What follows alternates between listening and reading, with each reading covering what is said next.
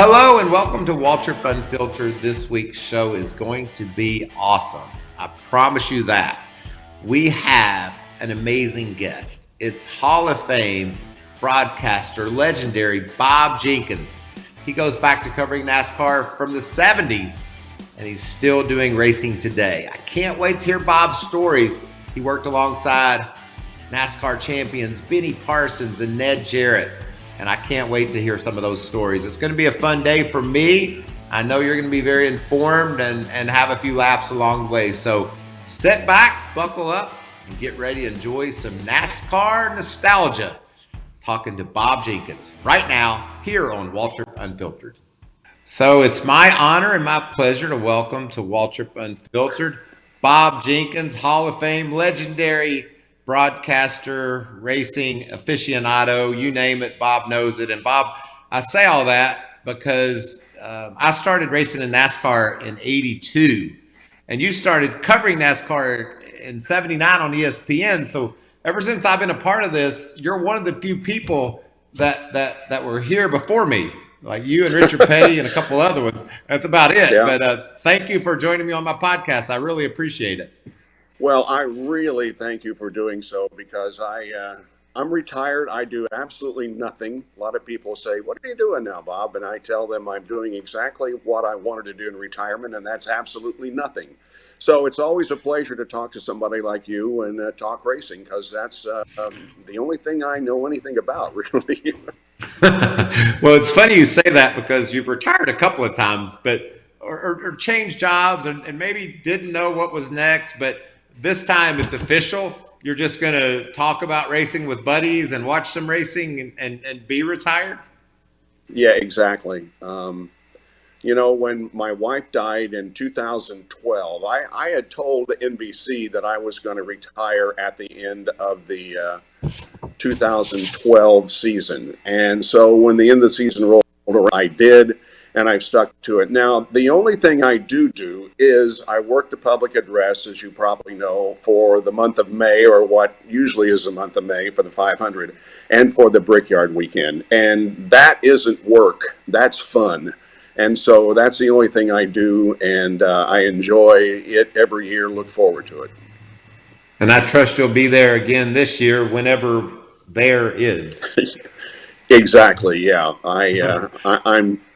I'm not heard officially, but I think everybody believes that the 500 just isn't going to happen in May. So hopefully it will be later in the year. And yeah, as far as I'm concerned, I hope the Brickyard 400 runs in July. That's going to be, I think, a good time to run it. Really, yes, it's hot, but sometimes it's not all that much. And the holiday weekend, I'm very confident and optimistic that we're going to have a good crowd for that event.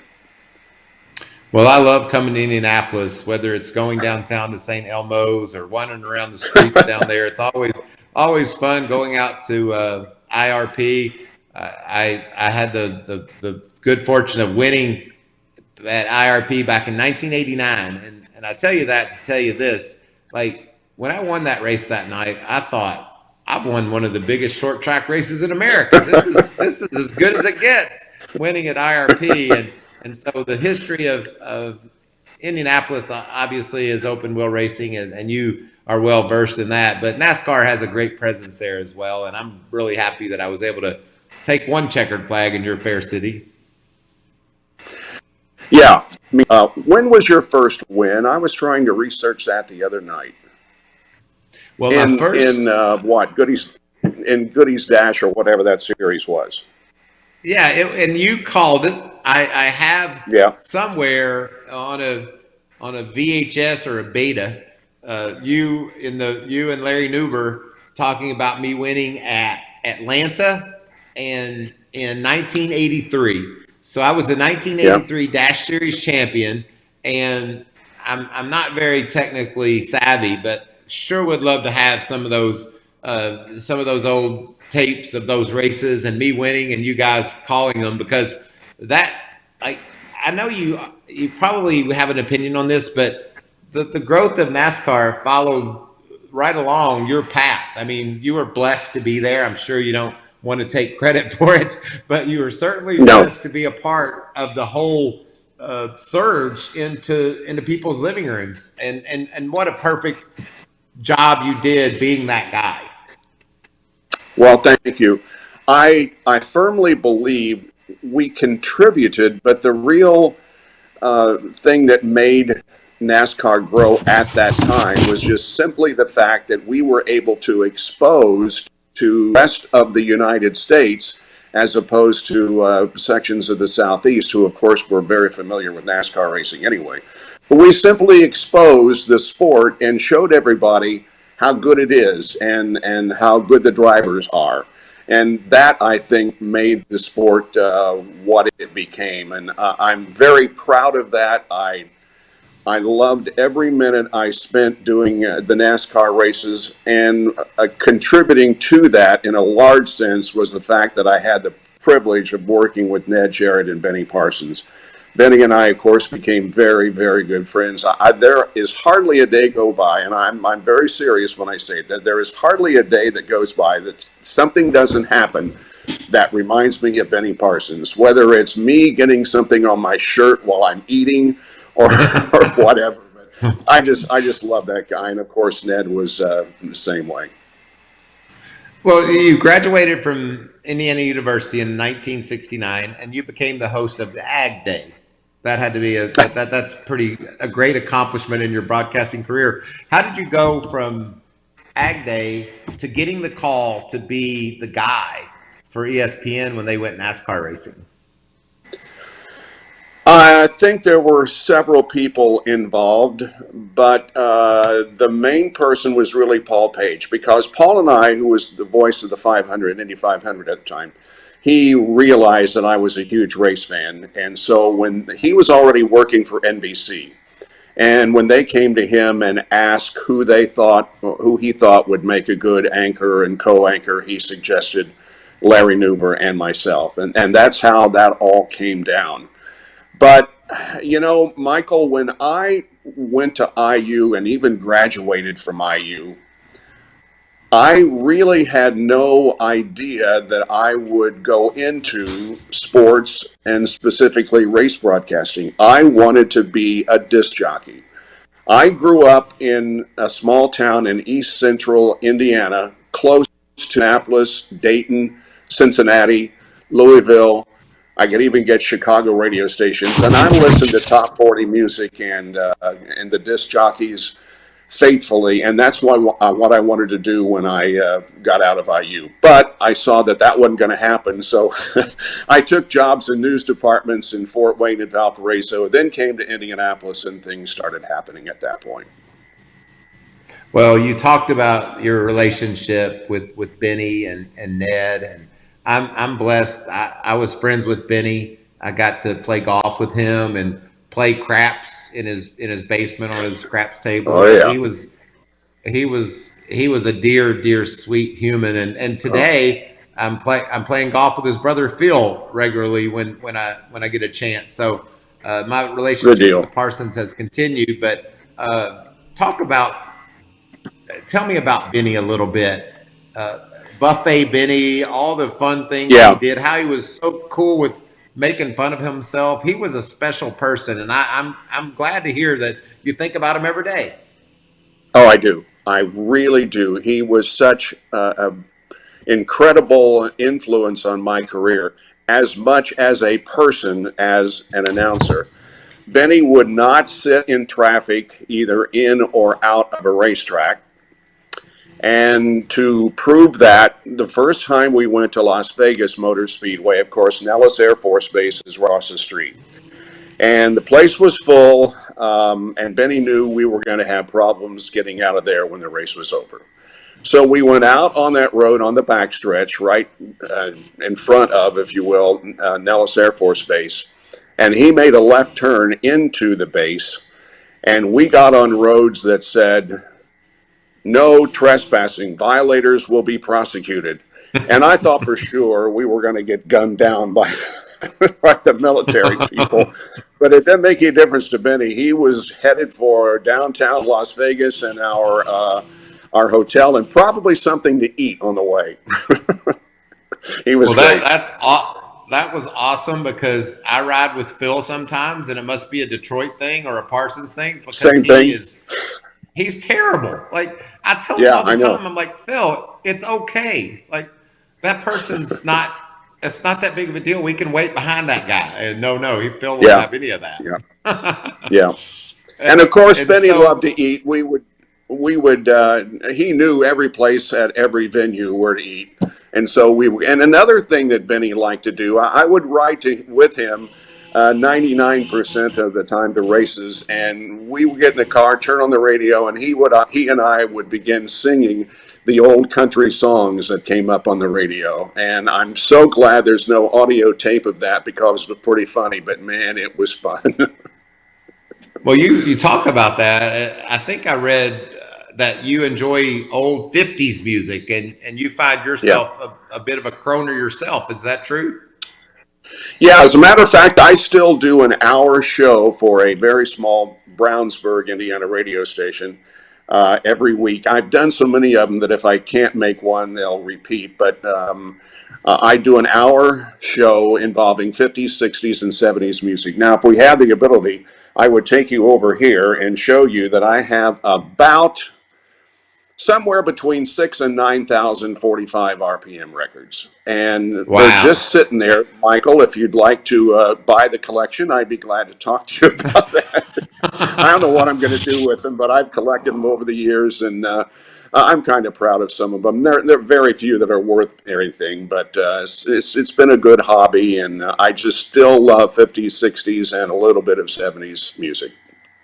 Oh, I do too. I have fond memories from the '70s, not the '50s. I Hmm. was born in the '60s, but in the '70s of driving down to Daytona with my mom and dad in the back seat of our four-door sedan, mom and dad both smoking, me sitting in the back and them listening to country music, and Yep. I couldn't even see out the window, but that was that was how I was raised, and Tom T. Hall. Yeah. A lot of those old country guys are. I Yeah. never pick cotton. Do, do, do, do. Like, Yeah. you have that Yeah. one. I never pick cotton. You have that in your collection. Um, I don't think so. Most of mine are pop or top 40 music. I don't have very many country songs, but yeah, I love to watch on Saturday night. They rerun some old Grand Old Opries and programs like that, and I absolutely love to watch that. As a matter of fact, and I hope I'm not getting too personal here, but I had a dream last night about one of my favorite performers of all time, and that would be Grandpa Jones. Now, how Oh in the yeah. world he came to me in my dream, I have no idea, but I did dream that I met him, and he too was such a nice guy. I would love to have met Grandpa Jones. Now, did you ever cover a race in Nashville at the old fairgrounds? Was that ever a Yeah, part of your world? as a matter of That's fact, we did on a very early cable channel called On TV.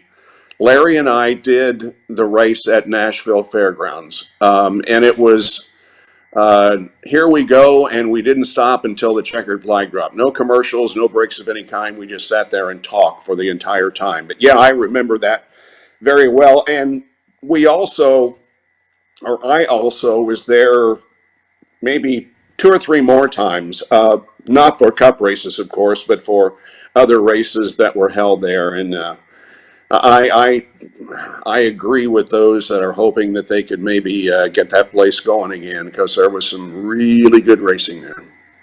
Yeah, and it's just NASCAR and Nashville, they belong together. We've been blessed to go there for the Yeah, banquet lately, and there's a great yeah, history in that town. And country music and NASCAR racing, they seem to go hand in hand. A couple of things I really wanted to ask you about your history of covering the NASCAR races.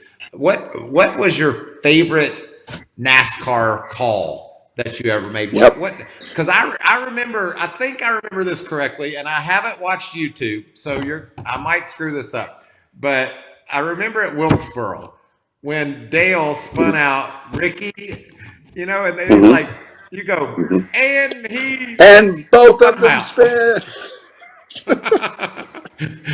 I watched how that the other how night. what octave did you get to? That was pretty cool. An octave that I haven't seen probably since then, but oh, I do remember Yeah. that. But as far as my favorite and most memorable NASCAR race was in 1992 at Atlanta, the final race of the year. Yeah. Five Alan drivers, six Quickie. drivers. Yeah. Yep, yep. Love it. Tell Six the drivers story. going for the championship. Richard's last race. As the race went along, the contenders dropped off the possibility list, and it came down really to who led the most laps in that race. And I was so impressed by what Alan Kulwicki had done all year, and really, it was glad to see him win the championship, not knowing that we wouldn't have him around much longer. Well, as a broadcast guy, you don't want to miss anything. You have to watch every angle. With you guys that day, Paul Andrews, Alan Quickie, those guys counting the laps that they led. How intense Mm-hmm. was it for you in the booth, making sure you understood all the storylines, because it came down Yeah, to literally one lap. that's right. The driver that led the most laps got the bonus points, and that was enough to win the championship. So yeah, we have all kinds of people that are in our ears and listening, as you know, as a TV broadcaster. So they're keeping things straight. We had a couple of people in the booth that was making sure that we were getting everything right as far as points was concerned. But it is intense because everything can happen in the last lap, and it was just a great race for me. And ironically, the most memorable race for me in IndyCar was also in 1992 when I was anchoring the IMS radio network and calling the closest finish in history between Scott Goodyear and Al Unser Jr. So both my most memorable races were in the same year, 1992. What a finish, and what a call that was too, because I didn't I don't have recollection of the TV coverage, but I do have echoing in my ears you saying it just by a couple of hundred thousandths of a second out. I got that right. Isn't that what you said? Yeah, yeah, by just a few tenths of a second. And Valvoline made a commercial out of that call, and boy, they were running that thing in every race and other places too. I got so sick of hearing myself make that call until the next check arrived, and then it wasn't so bad. Oh yeah, you were able to put up with it. And interestingly enough, about 1992, you talked about Indy. Uh, Jeff Gordon came on the NASCAR scene. He was a part of that race down in Atlanta in 1992. Yep. Did you cover Jeff from a very young age? Hmm. Were you Yeah. aware of his prowess and how he would Yep. be such a Yep. story in NASCAR? Yes. I think he was 15 years old. I'm not sure, but the crew of Speed Week, which of course used to be on ESPN every week, we went to Daytona to cover the activity down there. But we heard of this young sensation that was winning a lot of races at East Bay Raceway, which is over by Tampa. So we went over there one evening and saw Jeff Gordon race, and like I say, he was very young, but it was obvious even from that point that he was going to be a very good race driver. And so I got to him way back then, and we've remained friends all that time. He's just a great guy. I was so proud of him when he won the first Brickyard 400. That was a storybook situation. And I also, of course, remember his Daytona 500 wins that I'm sure he's very proud of. But yeah, Jeff is quite a guy, and I'm very glad to see him doing what he is now because he's very good at it. Well, and if you ever wondered about an athlete like Jeff Gordon and what goes into him being the champion that he's become, all you have to do is be his colleague in the TV world. We sit in meetings and he talks about the research and the things he sees and what happens on the racetrack and how we can make it Hmm. more entertaining. He's a true Hmm. professional when he's Hmm. being a TV guy, and it's because of preparation, it's effort, all the same things that I know what has made you a Hall of Fame broadcaster as well. You can't just wing it. you got to put in the work too. And Jeff certainly has done that. And I'm really proud to call him my teammate. Yeah. Yeah. If I might, can I ask you a question? And I'm sure you've been Yes, asked sir. this thousands and thousands of times, but Jerry Punch was doing the call of that race at Bristol. I was sitting in the press box watching the race. And when you hit, I said to myself, oh my God, Michael Waltrip has just been killed. And I couldn't believe what happened after that. I have never seen, and I don't think probably you've ever seen either, a car mangled and tore up, separated as much as that one was, and you didn't have a scratch on you. Unbelievable. What was it like when you were experiencing all of that? Well, several things stand out from that day. First of all, Robert Presley wrecked me on purpose, which made me mad. And Really? yeah, I'd wrecked him before, and he paid me back, which is fine. That's racing. But it was really funny because I have a really funny story about that. So I did Dale Jr.'s podcast, and I Mm-hmm. told the story on Dale Jr.'s podcast about, that Robert had wrecked me on purpose. And evidently, Robert listened to Dale Jr.'s podcast and he heard me say that. And so, fast forward to the Southern 500 last September. I'm down there, and Robert's there as one of the legends, of the Darlington Raceway. And Mm-hmm. I see him across the crowd, and he's watching me, and I'm acting like I don't see him. I'm like, I don't know what he's watching me for. But then I see him making his way toward me, and I'm like, oh shit, he's gonna come beat me up. So Robert makes his way over there, and he says, I didn't wreck you on purpose. I did not do that on purpose. You can't be telling everybody that on Dale Jr.'s download, because now the whole world thinks I did it. So we had a great laugh about it, and I love Robert Yeah. Presley. He's a race car guy. So that's one funny piece of it. Another great thing was I did not know, Bob, how bad it was. I Oh. didn't hit my head. I didn't hit my head, so I didn't have any concussion. I just got the wind knocked out of me. And when I got up out of Mm-hmm. that car, everybody was staring at me, and I thought, what's wrong with these people? Because I really felt fine. And then I got in the infield care center, and they told me that I was lucky to be alive, and I started trying to figure it all out. And one vivid memory, and I tell about it in the documentary we just did with was Dale Earnhardt comes in, and he said, "You're one tough son of a bitch, I'll tell you that." And I'm like, you know, old Mike from Kentucky. I've kind of come off as a bit of a sissy, and Dale walked out, and I said, "Did y'all hear that?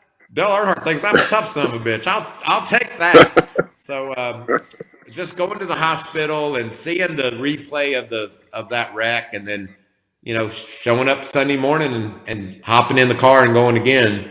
Uh, just blessed. I just that's all you can Oh, say. It just wasn't my turn. yeah. Everybody has And their time on Earth. I was yeah, gonna say everybody has their time on Earth, and mine wasn't up yet. yeah. And the other thing that added to that was us talking to your brother immediately, and he was crying before the whole thing was over. But he knew at that time that, and I think he referred to you, he's a Waltrip, he's tough. But that whole Got a hard thing was just head. something.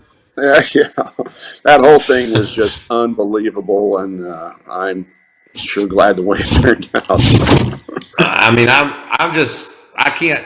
I'll never understand, exactly life and all the things that have gone on. But I'm like you. I've been blessed. There's been some ups and downs and some bumps in the road, but I know you had to be honored to be inducted into the Indianapolis Motor Speedway Hall of Fame Museum. You've had quite a few honors along the way, and it's been a great run for you. But all of it is so deserving. You've been such a professional and No, so fun to thank you. bring our sport to the world. Thank you for all that. Well, thank you for having me on, Michael, and thanks for saying all of that. Yes, I had a great career. I ended up doing in my life just exactly what I wanted to do, and I cover a lot of different motorsports, but I wouldn't trade anything for what I experienced. And I'm just glad that things turned out the way they did, and that I can look back on some very fond memories. And one of those memories has to be, and maybe one of the most special, you were actually in Talladega Nights. Yeah. Well, what was that experience like? well, it was really weird because, I was doing speed news at the time on Fox, and I would go in every Friday night and work until Sunday night and then come home. They told me to come in a day early because they wanted me to help with this movie that was being made.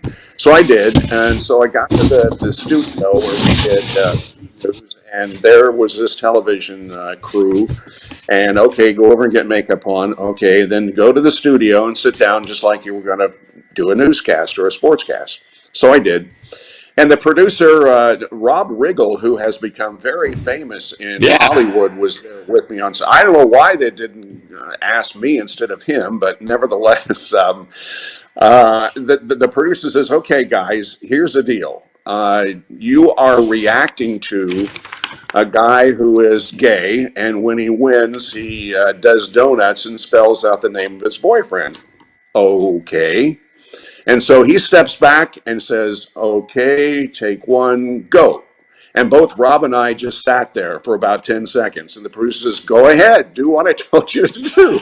So we did, but it was difficult because we didn't see what preceded us. We were flying by the seat of our pants.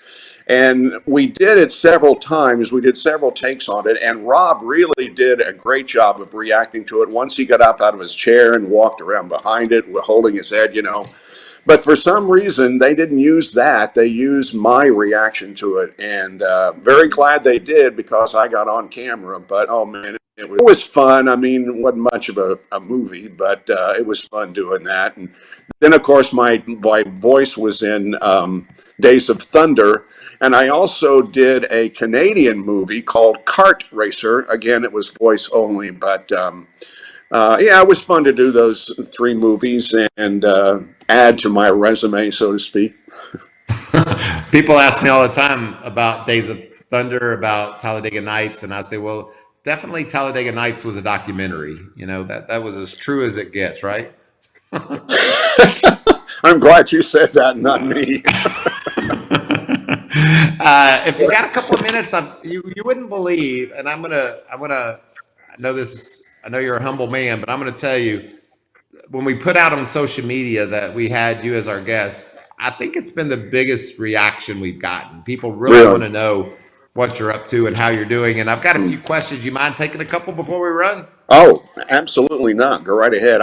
Now remember, I really have one of the worst memories in history. I can't remember anything, especially from the early days. But sure, fire away. I'll do the best I can. Hey, I can't remember much either, but I've got this great excuse. I tell people all the time I hit concrete walls. So don't ask me much. And I don't have that excuse. don't expect me much. Don't expect much memory out of me. What is your favorite memory of calling a race? And we've talked about Atlanta, but I mean a lighter moment. Says Chris Smith from New Jersey of calling the race with Benny and Ned. What's a memory that makes you smile and laugh about those two? Well, I don't know that there's any one thing, but it was just such a working with those 2 champions. It really was. And you mentioned earlier about Buffet Benny, and I didn't talk about that, but you're right. We punished him and made fun of him as much as anybody can be subjected to that thing, and it rolled right off his back. I remember the one in where was it, Bristol, that he did the Buffet Benny paddling in on a boat. Right. And the boat gets out from under him as he steps off of it. And he turns around, come back, boat. Oh, he was. It's that type of thing that I remember about working with, especially Benny. And I remember also spending an evening with Ned. We were eating dinner, and I just asked him almost everything that I could think of regarding what he had done in his career, and Ned just fired off. The answer to everything that I asked him. He was also a very humble, and I always refer to him as the epitome of a country gentleman. That was Ned Right. Jarrett and remains Ned Jarrett. Well, my brother's, or excuse me, Richard Petty said, his nickname was Gentleman Ned. And the reason why Hmm. Richard Petty called him that is because Ned would wreck you on the back straightaway where nobody could see. So That's you good. answered this. You answered this question earlier, but I just want to reiterate it. Brian Clark wants to know what compels you to return to the Indianapolis Motor Speedway as the public address guy.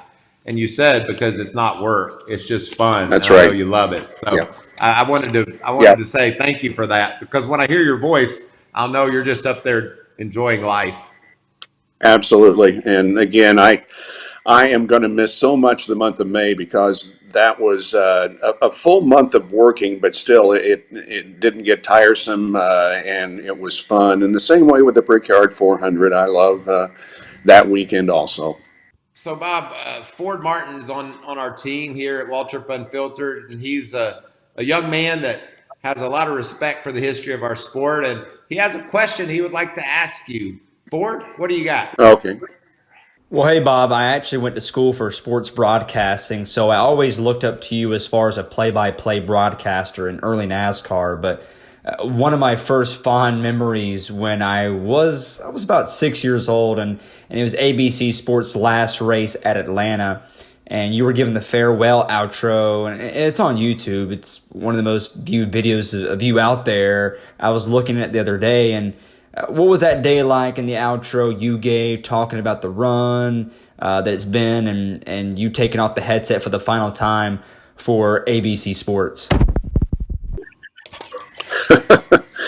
I watched that the other night, and I can't remember a great deal about that. I don't know whether I wrote it. I wrote some of it, I know, but I probably had some help. But that was pretty much an expression of how all of us were going to go our separate ways, and all of us had had so much fun and had hoped that we could go on for many, many, many more years. But unfortunately, that wasn't the way it worked out, and we all did go our separate ways. But I went to the Daytona 500 this year, and I went as a spectator and had hoped that I would be there as a spectator, but Kevin Clark, who's the chief spotter for Fox Auto Racing, said, "Come to the compound and say hi to your old friends." And I thought, no, I don't think I want to do it, but I did, and it was a lot of fun because I saw some people that I used to work with. Unfortunately, Michael was busy. This was on Thursday. You were busy doing your homework, but I did have a good time in the Fox TV compound, and I I remember some of the things that we did together a lot. Well, I really appreciate you joining me. I'm honored. I was a little nervous because you're such a professional and I'm just a dumbass race car driver. I No, have this no, fun no, no. podcast and I wanted you to join me and be a part of it. And I'm really honored that you did. Thank you, sir. Well, thank you very much, and keep up the good work. We still watch as many races as we can and enjoy your work on TV too. And we certainly have fond memories of your driving days too. So thank you very much, and hi, and I hope everybody out there is being safe and doing the right things. I hope you are too, sir. And again, I really Thank you. appreciate you joining me and stay safe and healthy. And we'll talk to you soon. Okay, Michael, thanks. Thanks, Bob. Wow, that certainly was a lot of fun. Really appreciate Ford Martin. He pulled together our visit with Bob Jenkins, got Bob to join us, and Bob was a lot of fun. Obviously, a wealth of information and so many memories about NASCAR over the last 100 years. It seems like. Thank you, Ford. A great question for Bob too. He inspired Ford, but he also inspired many other young reporters that wanted to share their passion with NASCAR and with motorsports in general with the public. So, Bob, you're a hero to many, and I'm really thankful that you joined us. Be sure to tell your friends about Waltrip Unfiltered. You can find us on all of Fox Sports social channels, YouTube, Twitter, Instagram. Tell your friends about Waltrip Unfiltered. They can go to their favorite podcast app and add us and be a part of their entertainment for the week. Thank you so much for joining me. Looking forward to seeing what's up next week. We always have a lot of fun here at Waltrip Unfiltered. Don't forget, send your questions to us via Twitter, Facebook, Instagram, Reddit, wherever. We'd love to hear some questions, and we would love for you to be a part of our show. Take care, and I really appreciate you watching. Be safe, be healthy, be responsible, and mainly be true to yourself.